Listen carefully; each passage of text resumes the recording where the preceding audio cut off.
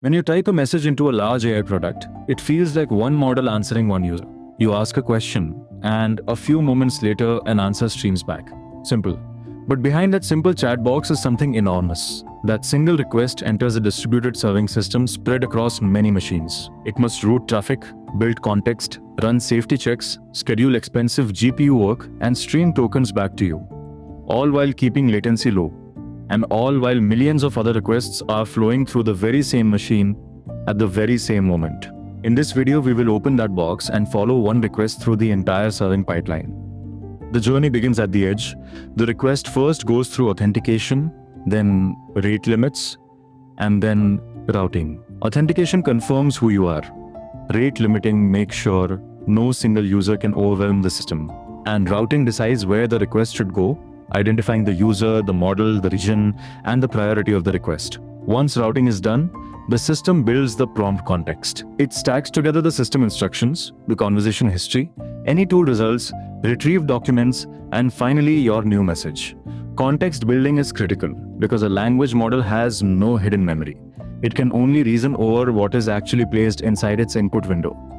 Let us slow down and follow one single request through the whole system, step by step. It carries a request ID, so we can trace it everywhere it goes. First, it passes authentication, then the rate limiter, then the router picks a destination. Next, the context builder assembles the full prompt. The safety layer inspects that prompt. The scheduler then places the request onto an available GPU worker. As the model generates, the streamer sends tokens back to your screen. And at every single one of these stages, a logging system records what happened, how long it took, and whether it succeeded. One request, many stages, all tracked, all observable.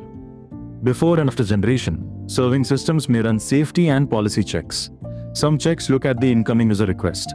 Some look at the model's output before it is shown to you. And some decide whether external tools are even allowed to be called on your behalf. It is tempting to see these as pure overhead, but they are not there just to make the system slower. They exist because of scale. When you serve millions of requests, an event that is 1 in a million is not rare anymore. It happens many times every single day. So a small per request check becomes an essential safety net. Now we reach the most expensive part, inference. This is the step where the model actually runs on accelerators, the specialized GPUs that perform the heavy matrix math. These accelerators are powerful, but they are also costly. And idle hardware at this scale wastes enormous amounts of money. So serving systems work hard to keep every GPU busy. The model weights are loaded into memory once, and then thousands of separate requests flow through those same accelerators, sharing that expensive compute as efficiently as the scheduler can possibly arrange. So how do you keep a GPU busy? The key trick is batching.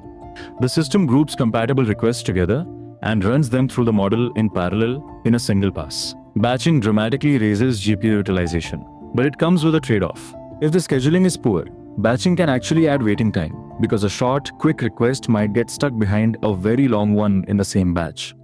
A good scheduler avoids this. It separates short work from long work, and it reuses cache retention state whenever a conversation shares a common prefix. The goal is high overall throughput, without ever making one individual user wait too long. Once generation begins, the answer is usually streamed back to you token by token. The model does not write the whole paragraph at once.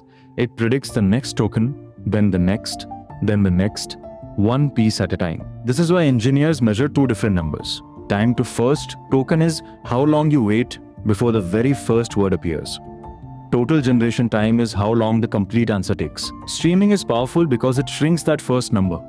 The user sees progress almost immediately, so the product feels fast and responsive, even while the full answer is still being generated in the background. At this scale, cost and reliability stop being afterthoughts and become design problems of their own.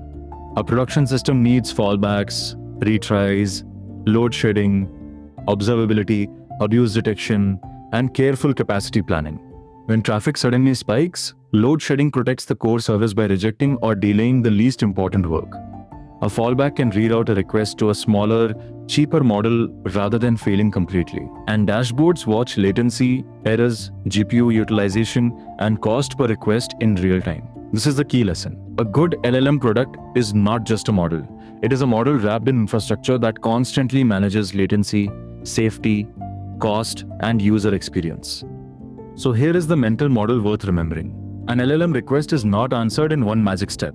It travels through a serving pipeline. Route it. Build the context. Check the policy. Schedule the GPU work. Stream the tokens back. And monitor everything along the way. Hold on to that single sentence, and the whole system makes sense. We have seen that batching and reusing cached attention state are what keep these systems fast.